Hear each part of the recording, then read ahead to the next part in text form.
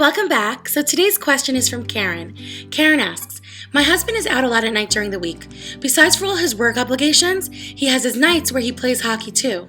I'm starting to feel resentful that the brunt of the hard child-rearing tasks, like dinner and bedtime, lands on my shoulders. How do I deal with this resentment without suppressing my husband from having his outlets? This is a great question, Karen. For today's question, I thought to ask my good friend, Shira Yechieli from Miami, who's a social worker, to respond to your question.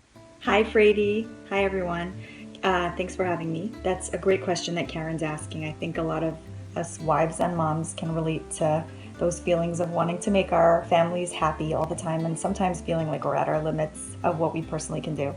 And I feel that the best thing for Karen to do here is not to ignore those feelings of resentment because they're there for a reason. And if she lets those feelings build up, everyone loses.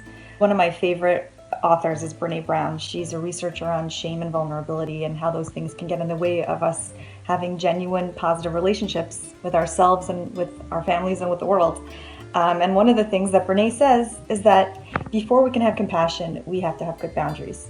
So when you're feeling like you're maxed out, you got to do something about it. So as a wife of a Canadian hockey enthusiast, I definitely connect with this question. And I think the best thing that Karen can do is talk to her husband. She shouldn't speak to him as he's going out the door, then he'll feel really attacked. But, a quiet moment, maybe not on hockey night when the kids are in bed and they're, sitting together with their iPhones. She can just bring up how she's feeling in a super honest, respectful, calm way and just be like, hey, I love that you get to get out and play hockey a couple nights a week. It's so good for you. You work so hard. You're a little stressed at work, and it's so great that you have a way to, do something healthy for your mind and your body, get some exercise.